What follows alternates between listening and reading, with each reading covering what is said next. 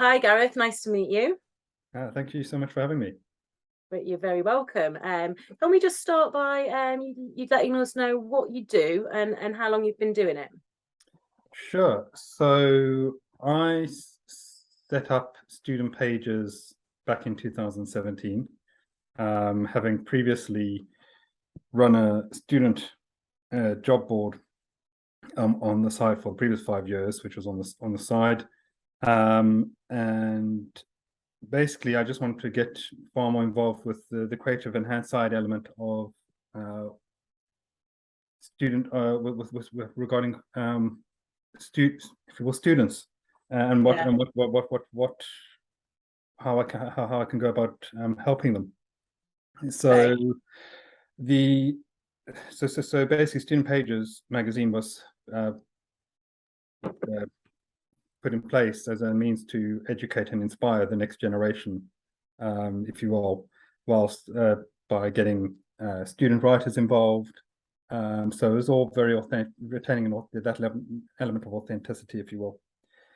And over the last few years, it's grown, and it's been absolutely fantastic. And we've worked with some wonderful partners that are working with some wonderful partners.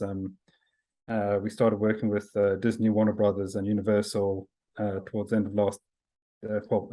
All three of them. Well, Warner Brothers towards the end of last year, and then that subsequently led into getting Disney and Marvel and Universal on board, which And kind of how do those alliances or those partnerships work then?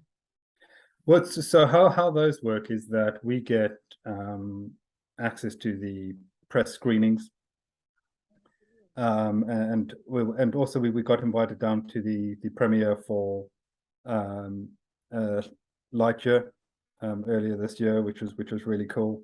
We do a lot of we've got a team over in LA and New York who do photo shoots for us. So it's kind of branched out, and there's been a fantastic journey, if you will, I can imagine. of working with a whole bunch of different creators, which has just been wonderful. And the essence of it is that the magazine itself, when it was set up, was the main focus was to be a free publication.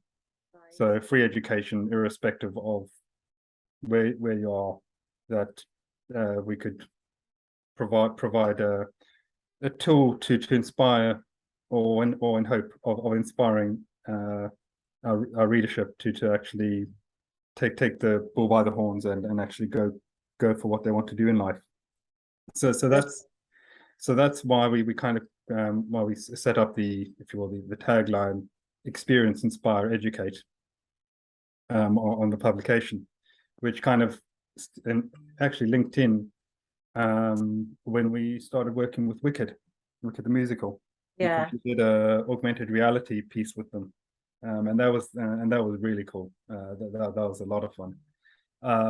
So then obviously COVID hit, and at the time we were doing around 200,000 print per run. Yeah. So obviously we couldn't rotate the with COVID, we couldn't retain running of that print, so we switched things around. So we used the networking that we built for the distribution and turned it into sampling, and then brought the publication back, put the publication online, and with print still, small print copies for those who would still like the editions, Yeah. but just purely so that we could retain driving forward with and evolve in line with what was happening at the time. So COVID was a challenge that you managed to sort of work around there then. Yeah, I think, to be honest, I think that there's always I think the key thing is that it's just kind of, it was just realizing the challenges that are ahead and basically finding ways to work around them to still make yourself make the business appealing to the students, and to the advertisers as well. And then actually, I suppose the other beauty of it is because we were a free publication. Hmm. Moving on to the digital wasn't actually a very hard thing to do, and given in line everything was happening within the industry, Yeah. it actually made it quite a smooth process. And at the same time, that's when we kind of set up the podcast, and we managed to get Finley Christie, who had just at the time he'd just gone. He was an up and coming comedian, and subsequently went on to win So You Think You're Funny up at Edinburgh Fringe. So he had him as the host, and he was with us for a number of years, and now he's stooped. So now he's gone off on his own his new adventures, which is wonderful. And we've got Grace Sanders, who's another stand-up comedian who's hosting the podcast from that side. But I think it's just a matter of just going with your gut, and just, some things may not work out, but I'm kind of the view that I'd rather take a calculated risk and push forward with it and see if it works. Well, fantastic. If it doesn't, well, then I'll just try something else. But that was basically the manner by which it was kind of constructed. So we talked about COVID there, but in the past five years, is there any other big challenge that you've had to overcome? What would be the sort of biggest challenge you had to overcome? I think arguably one of the biggest challenges was probably building up the network, right? Because there's a lot of hard work that is involved in actually creating that network of that you can actually have that you have a status sheet where you can basically just go to and actually automatically send off a bunch of emails to contacts. So especially from within the sampling, from a sampling perspective, yeah, it just made the transition incredibly. I wouldn't use easy as it, but it made it a lot more smoother. Yeah. In regarding to moving things around, and I think that really helped. That definitely helped from that side. So just thinking, what, out of interest, what did you do before you had this business? Are you from a creative background, or? So oddly enough, when I went to university, I studied tourism management, right, because at the age of 18 I wanted to be rich. I'll be honest. That was my first thought, was that rich and on holiday. Yes. So how can I do that? Right, go for tourism management degree. Yeah, do that. So after I'd done that, I realized, okay, I actually want something that's a lot more challenging. So I went and did a master's in management at Liverpool University, and then off the back of that, I went and worked for Royal Bank of Scotland for 3 years in telesales. So and then subsequently worked, and then led into working in the NHS. So I suppose the one thing that kind of I would like to say, looking back at my journey, is that the journey is not written in stone by any means of imagination. I mean, I look back, like I've kind of gone all the way around the houses but yeah, from the Royal Bank of Scotland to the NHS to yes, that's quite different. So that's what. So I think the key, that I think the light from that, especially from that, is that there's that it doesn't matter at what stage you start wanting to set up a business, or finding or want to follow your interest, but as long as, if you want that, more the fact knowing that time is on your side, essentially, because that's primarily what we have. So it's more case just seeing an opportunity, and if you see it, grab it with both hands and just go with it, because the opportunity itself may lead to a dead end, if you will, but there are little, if you will, forks that will kind of show that will open up in that process. And it's kind of, that's the way I like to see it, is that the way I see it is that ultimately seeking to failure is one thing that you should almost aspire to achieve to a certain extent, because unless you fail, you don't know how to do things better. You have to learn. So it's all part of a learning journey, so and a learning process. And I think that's and over time you just build you build up credibility, and you build up trust, and that's what kind of carries you forward and allows you to push yourself forward. And obviously you've worked in a few different places, and now you've got your own business. Have you just, is there any one leader or inspirational person that stood out for you?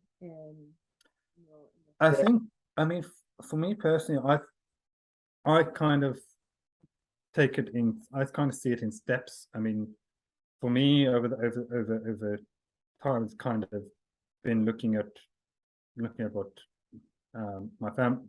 I've used my family as my initial inspiration, and then as time has gone on, I've then looked at my kids and used that as inspiration, kind of as further inspiration, and then they've got obviously there's also my team, which are fantastic and absolutely brilliant. Yeah. As that's a further inspiration. So for me, there's no particular one individual. It's a multiple of different people who have come along over the journey, which has allowed me to kind of build strength and just keep going forward. Excellent, thank you. So thinking about today in the industry that you're in at the moment, and what's going on in the world at the moment, what is inspiring you most at the moment? I suppose with everything that's going, I think the one thing that I wouldn't say necessarily within the industry, but the one thing that I take from the youngsters who are coming through college, especially at college level, is the hunger that they show, and it never fails to amaze me, and it is inspiring as well. Is how much hunger there is for those coming through at the A levels and wanting to has that learn, and changed? Has that changed in that, you're noticing it more? Is that something you noticed right from the beginning? I think I'm noticing a lot more now than I did previously. I think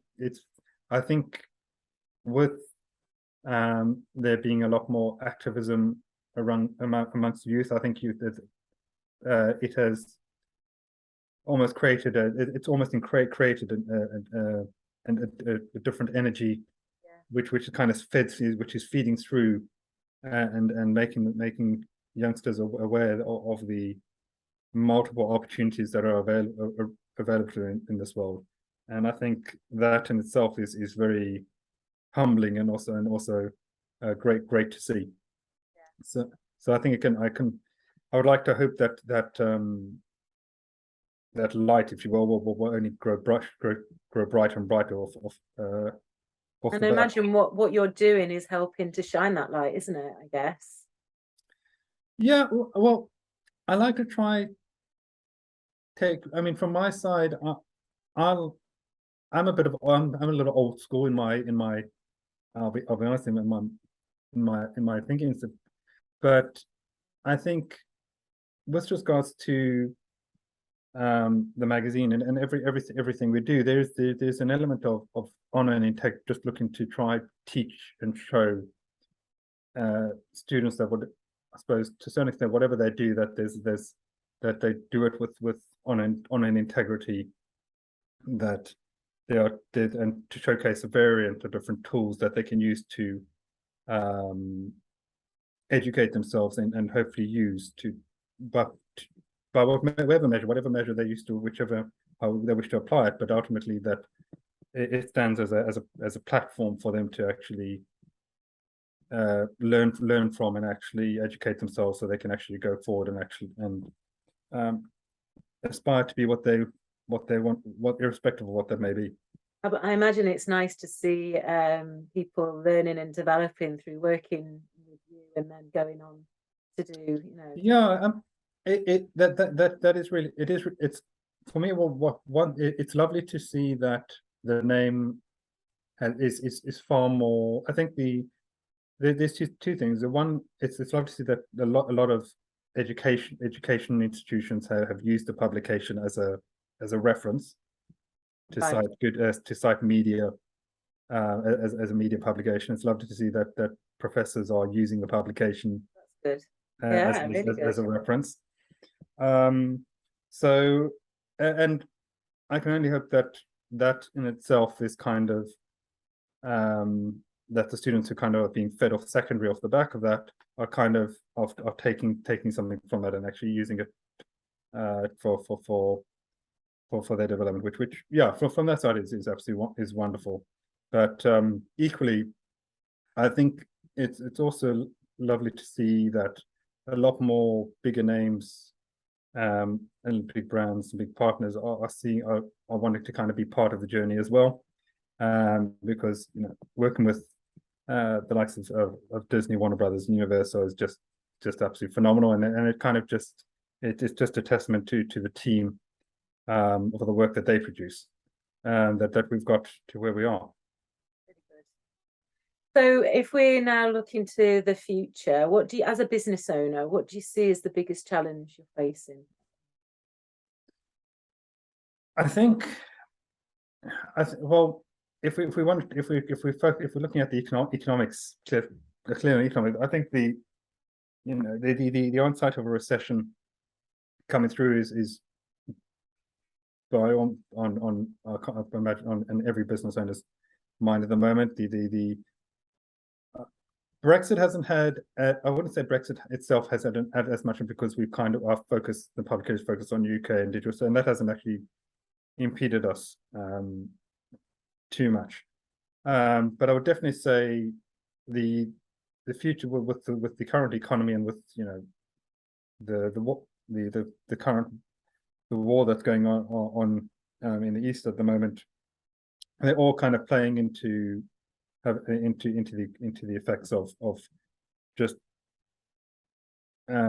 making sure that we keep the sales coming in and keeping up the profits to a reasonable scope, so we can operate it. But I think as a general, I think that the onset of the recession is probably the greatest challenge. Yeah. That we're focusing at the moment, because again, with us being based in UK, I haven't overly seen as much of an impact as it would be if we were in an exporting business, for example. I think it would be far more defined from that side. So from that side, I think we've kind of been slightly sheltered. Okay. Thank you. Just one final question. What would you recommend to a young person starting their first business in today's world? So for me, I would research is everything. Definitely do your research. Persistence, dogged determination. I know it goes around, but to believe in yourself even when you don't want to believe in yourself, because you will go through days where you're not. You think, oh, I should just give up because things aren't going your way. That's all part of the journey. But ultimately, everything that happens for you going forward is down to what you yourself, the energy you put into something. So if you want to do something, just go ahead and do it, because the best thing that you can do is that even if even if you fail, you'll find out why things didn't work, and then you pick yourself up and keep on going. And that's the real key, the key essence of self-study, of knowing that it's an event. It's and finding inspiration from just finding inspiration from whatever it is to kind of to drive you forward as well. Brilliant. Thank you. All about persistence and perseverance. Yeah, it's really great advice. Thank you very much. Okay, so that's it for today. Thank you for joining me. My pleasure.